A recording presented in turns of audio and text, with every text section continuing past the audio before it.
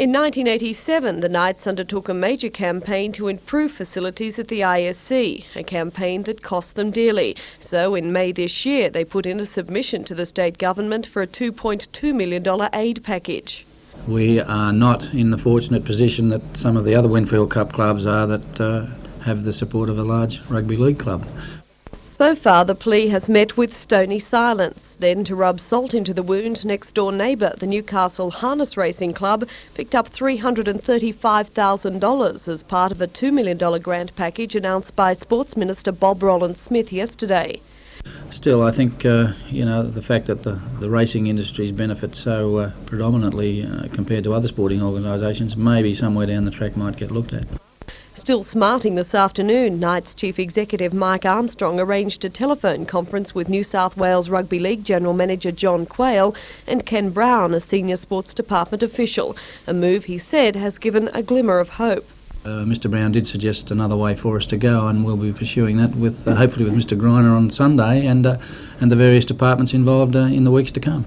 If we can bring all the issues up with Mr Greiner, I understand he'll be receptive to discussing them. Among the topics likely to be raised in the talks with Mr Greiner, more aggressive marketing of Footy Tab to make it a future source of funding.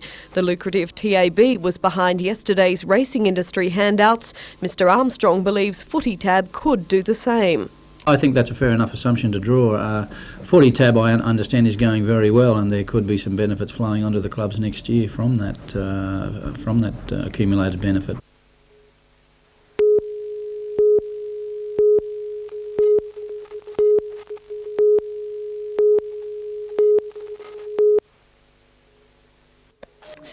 Thanks, John. Yes, the weather really has had an effect on this weekend's sporting events, specifically Rugby League. In the Tooheys Newcastle Rugby League, tonight's proposed match between North Nelson Bay and Waratah, which is the first semi-final, has been transferred to Sunday. Now, that game at this stage is definitely on Sunday at Anna Bay. Now, tomorrow's match between Western Suburbs and Lakes United, the winner of this game will go straight into this year's grand final. A ground inspection will be made at 8:30 tomorrow morning, and we'll try and let you know as soon as possible as to the result of that particular one. But, of course, that match could also be on Sunday. As far as the Knights are concerned, the International Sports Centre was underwater today, but as we saw with the Brisbane game, and that copped 48 hours of solid rain before that match, well, the ground did dry out very, very quickly. So if we get a little bit of sunshine tomorrow and this wind persists, I think the ISC is going to be in pretty good nick for the Sunday's game against Penrith. And Sam Stewart reckons that this is the game that we can win, and of course, we must win.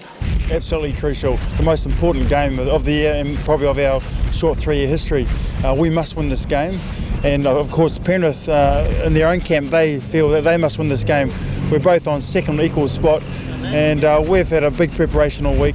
Looking forward to the game, of course, and it's crucial as far as the top 5 is concerned. We must win these 2 points. You've had a draw against Penrith, 6-all in the first round this year, but you've never beaten the Panthers. They beat you by a point here last year, so this is a real tough game for you. Any psychological barriers? Well, I suppose the psychological barrier is that we haven't beaten them, and really I think that's on the positive side. Well, that will sort of just give us that little bit more of saying, right, geez, we haven't beaten these blokes. The same thing it was a couple of weeks ago. We haven't beaten St George. So we must beat this team, and the 2 points is crucial, as we said before. So how's the preparation been? Has it been anything different than what you've done from the past weeks? Well, obviously the weather has played a part in the preparation. We haven't been able to train on the ISC. When we have a home game, we like to train on the ISC a couple of times and get the feel of the ground and just the general atmosphere of the field and the conditions. But because the weather's been like this, we have to train out here at Stockton. Although the ground's very good, it's not quite the same as training at the ISC. But really, there's no real injuries to our team lineup, and we'll be going in there very keen and obviously wanting to win. You'll also want your thermal underwear on out here tonight for training, so no hamstring tears by any means. That's right, we've sort of got that all under control. We've got the rubbers here and they'll keep us warm. But we're looking for a big crowd, and I think that may give us the edge. Although we haven't beaten Penrith, as we mentioned before, but a big crowd might just give us the edge, and playing at our home ground, of course. Go get them on Sunday, Sam. Mate, hopefully we're talking good stuff next week. So, Sam, they're fairly confident that the Newcastle Knights can keep their momentum going to this year's semi-finals. Of course, let's hope that a couple of results go our particular way. Manly need to get beaten, Cronulla need to get beaten, and the Knights need to beat Penrith. And I think we're just about home and hose as far as the semi-final spot is concerned for season 1990. It really would be something for this town. Basketballers have got a 3-week layoff. The All-Star game for the National Basketball League is going to be played over in Perth fairly soon. So the basketballers have got a weekend off. I think at this stage, hockey is going to be off, and a few other events are certainly going to be affected by the rain this weekend. But let's hope for those that can get out and play their favourite sport, we all hope that you have a great weekend. Thanks, John.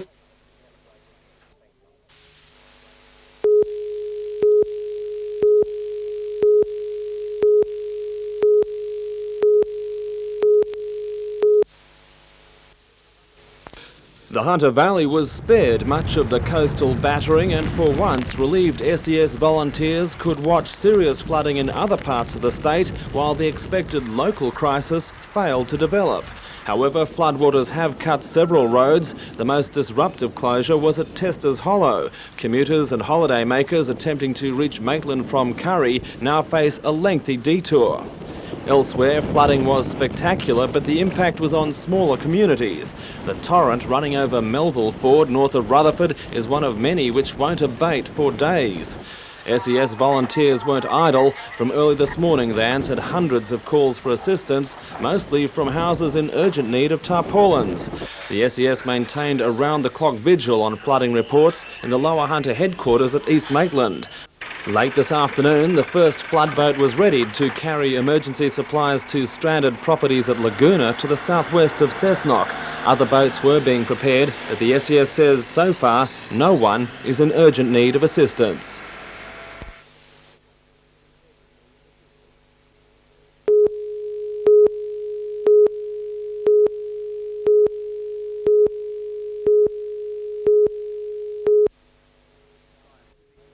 Scientific police and fire investigation officers sifted through the ashes this morning looking for clues.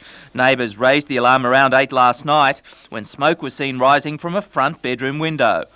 I just saw these flames jumping off, up in the roof type thing coming up. Did you think the whole house might go up? Yeah, we thought it was all going to go. The front section of the house was severely damaged in the blaze. The kitchen and lounge rooms were affected by smoke and water damage. The house was unoccupied at the time. Owner Mrs. Helen Wilson was too distressed to comment. However, her daughter Sharon confirmed the family has received several threats of an attack in the last 2 weeks. Earlier this year, Mrs. Wilson's son, Guy Charles Wilson, was sentenced to 6 months jail for assault occasioned actual bodily harm on Fern Bay teenager Lee Lee. The Wilsons retrieved what they could today. The house was not insured. Police investigations will continue.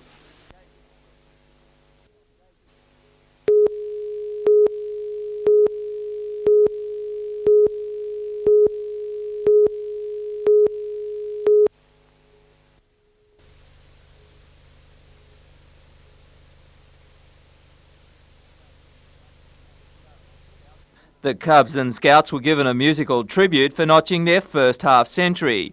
With neighbouring packs in support, they marched through the main street, giving the locals a good look at Scouting 1990 style, from the latest in tents to high-tech Scouting vehicles. Scouting has certainly changed in 50 years. 2 girl venturers joined the Boy Scouts in the celebrations.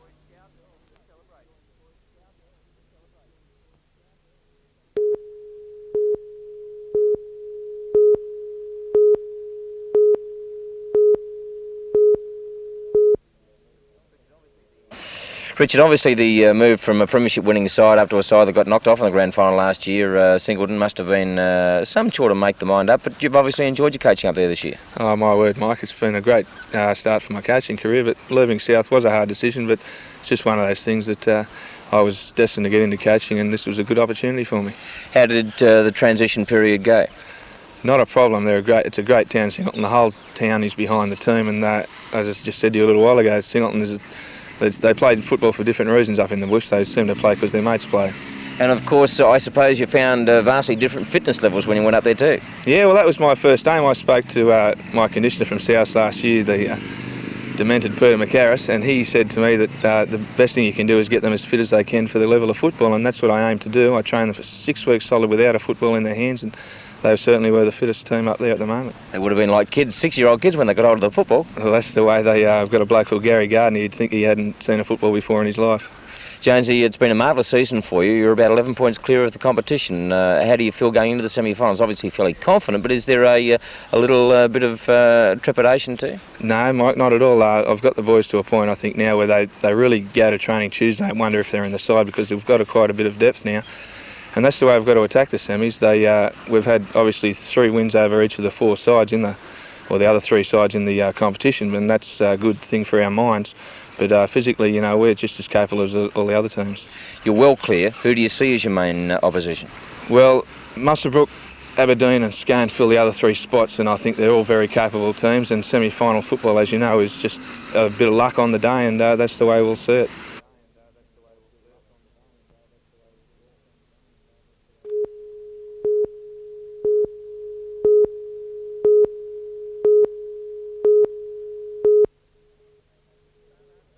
A magnificent crowd of 30,054, only 147 short of the ground record, were on hand to cheer on their beloved Knights. Everything was in readiness for a big day as a special tribute was paid to all the heroes of the December earthquake. And the crowd to a man stood and applauded as each service was recognised for their contributions to the rescue effort. Premier Greiner was on hand to review the march past, but wasn't giving anything away as to whether he will help to bail the Knights out financially. And as it turned out, they could have done with a hand on the field. Tony Butterfield made the first big hit of the day, but came off second best. Gordon had a chance to put first points on the board, but he was astray with 3 first-half shots at goal. Alexander kicked a penalty, and Newcastle replied with brilliant work by Ashley Gordon.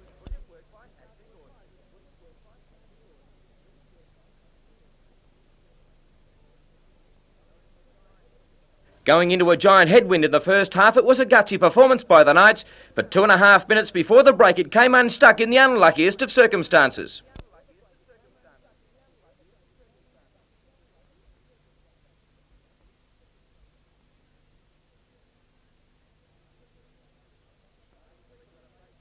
Marty Creeker replaced Frendo and got the Knights a little closer, and McCormick opened up the Panthers.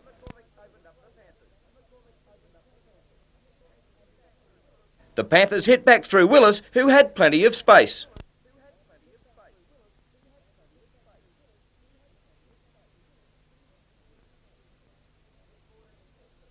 Ahead 14-6, the Panthers put the issue beyond doubt with Clark crossing.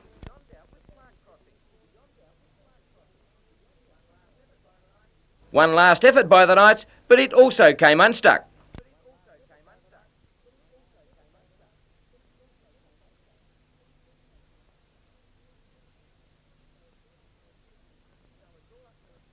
And so it's all up to the 3 remaining matches against Para, Brisbane and Balmain.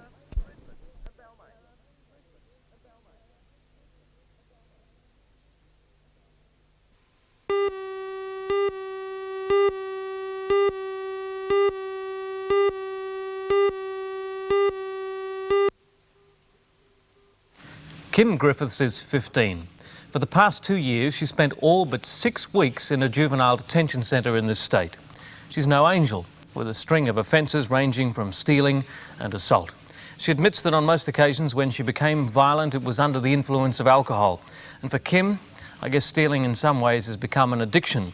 She shoplifted clothes and she's stolen cars, almost as if that's normal for a teenager her age. But what Kim Griffiths has seen while under the care of the state inside juvenile detention centres is a disturbing insight into what's becoming known as a very pressing social problem. And Kim joins us tonight. Good to have you with us. Thanks. Where have you spent the last 11 months? Rugby and Warramai. That's the Rugby Detention Centre and the Warramai Detention Centre here. Yep. Why were you sent to those places? For assault and rob. And who was your victim there? This girl, she was the same age as us. Were you drinking? Mm-hmm. So you've done some pretty bad things in the past, haven't you? Yep. And you've had to pay your price by going to these detention centres? For 11 months. All right. Now, we heard the rather disturbing news just a few months ago. Girls who had been at the Rugby Detention Centre. Yeah, they were my mates.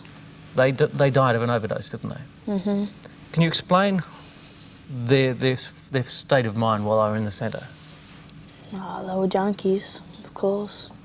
They were all right people and that. It's just they had no counselling and that. There's hardly any counselling in the whole system in New South Wales. So how old were these kids? Been 16, 18. And you say they were junkies and they had a serious drug problem at that age? Yeah. Now, they got hold of those drugs after they had absconded or they'd been let out, is that right? Oh, 2 have been let out and two have been let out and 1 absconded. But were drugs available inside the detention centre? Oh, you can get them in if you want to. Just smuggle them in, it's easy. So it is easy to get drugs into a juvenile detention centre. Have you yourself experimented with drugs? Yeah, Rohypnol. These girls, they died outside the remand centre. You're saying the drugs were available inside. Yeah. Did they take drugs while inside the centre? Yeah, sometimes. Did they have an addiction before they were put in the juvenile detention centres? Yeah. How easy was it to get the drugs in and out? Easy, real easy. You can get them any time you want. Just after visitors, you can get them in. You get people to bring them in for you and you can get them. Now, you say these girls didn't have any counselling. Oh, they had counselling, but only once a week, if that, What about schooling and education? Yeah, but it's a spastic school. It's nothing. It doesn't do nothing for you. What do you mean? Stupid. They teach you Year 2 work. It does nothing for you. What was your worst experience inside the centre? When the chief worker bashed me, Physically assaulted you? punched me in the face 3 times. Why did he do that? Because I swore at him. Were you seriously hurt? No, my nose started bleeding. Oh, does that sort of thing happen very often? Oh, there's this one youth worker and if you get taken to the holding room, he'll bash you in there. He's real cruel, mate. But were those sort of attacks provoked? Oh, some, but some weren't, they're just innocent girls, mate. Well, they're not that innocent. They must have done some serious crimes to get in there in the first place. I suppose. How would you expect the public to believe what you're saying?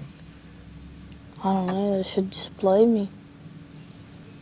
The actual treatment that you got, were you seriously hurt? No.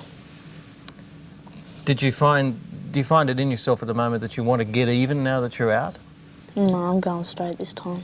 Yeah, but I mean, is it part of you now that what you want to do is perhaps get back at those people that... Yeah, in a way I do.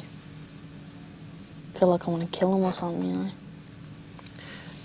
How long can these teenage girls spend in the lockup? You mentioned that as a holding area, and obviously they've done something wrong. About up to 12, 24 hours. There's nothing in the room at all, just a room with a bed and a bench in it. And what do they have had to have done to be put in there? Just swearing, assault, punch a kid in the face, anything. You just get put in there. Do you think they deserve to be in there at any time? Some do. But if you just swear, just swear once or something, if there's a real, cruel youth worker on, they'll just put you in there for something to do. Some just set you up and put you in there. Do you think it's rehabilitation for young people, being inside a juvenile detention centre? Not Rugby, no way. What should they be doing? They should have more counsellors in there, get a better school. Heaps, mate. They should do heaps more for us. They should have more security so we can't get the drugs in. Somebody's going to die in there soon. And who would you blame for that? Rugby, mate. It's the system. The system. Do you blame yourself for having committed the crimes to get there in the first place? In a way, but I was drunk. Is that an excuse? No, I suppose not. But then, once you've done something wrong and you go to a remand centre, an area where you'd expect some rehabilitation, you're saying that's not evident? No, you don't get it. You don't get it at all. How many girls are like you that are facing perhaps a history of serious crime like this? No, there's 20 girls in Rugby at the moment.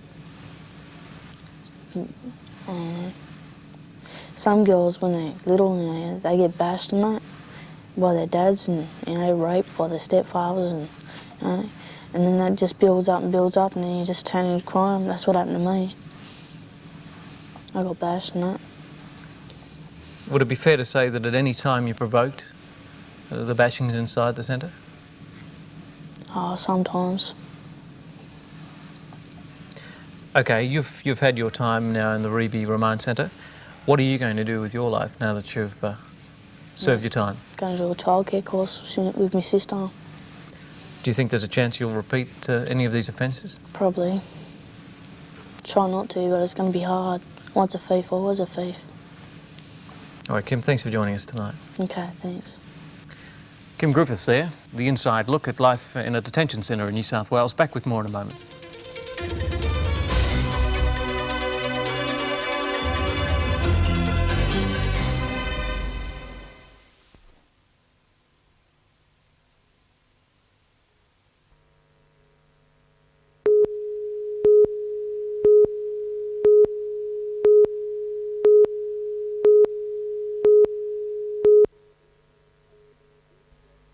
Since the earthquake, coaches have been stopping only at Mayfield and Charlestown. With no shelter or terminal, travellers have had to wait on the side of the road in all types of weather.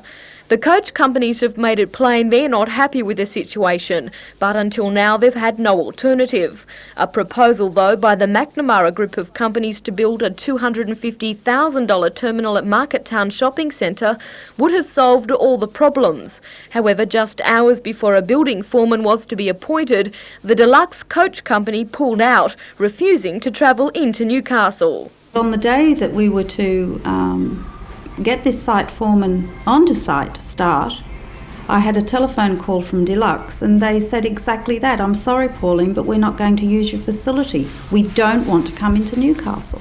Did they give you any reason at all? Just they didn't want to come into Newcastle. They see it as, I think, a time-wasting effort. The terminal was to be a gift to the city with no charges levied on the coach companies. The only requirement that they agree to use the terminal for 5 years.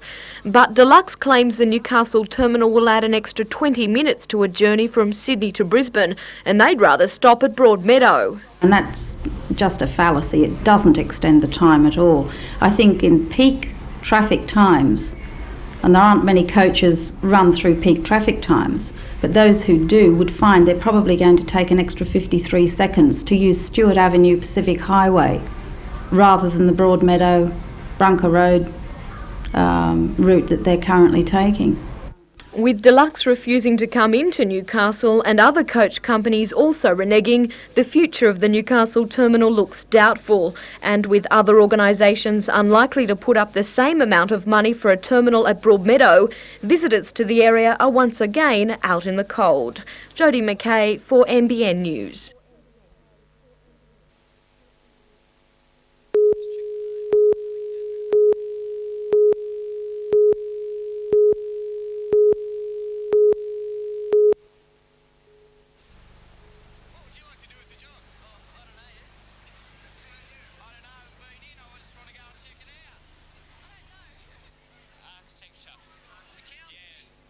It can be a confusing time for many of the 18,000 young people from this area expected to leave school at the end of the year. Rather than choosing one set career path, students are being encouraged to look more broadly at their options. It's important that students find out about careers but don't limit themselves, that they use these opportunities to investigate different options. Working people answered questions on careers ranging from the building trades, architecture and the armed forces to medicine, science, surveying and being a nanny. Parents too are encouraged to attend to broaden their view of career paths. And to broaden their own thoughts and not just think, well, I'm whatever, I'm a doctor, I'm a dentist, I'm a miner, I'm a lawyer, therefore you will be the same thing. I went to Sydney Uni, therefore it's the only place you should go. But everybody should broaden their options and broaden their thoughts, and parents above all be really positive and supportive of whatever their children decide to do. Some found the display helpful. I worked out that it's very competitive, but yes, it did help me a lot. It's really helped me a lot and told me about the tech courses and everything and how long all the apprenticeships run for. The display continues until tomorrow evening. Andrew Lobb for NBN News.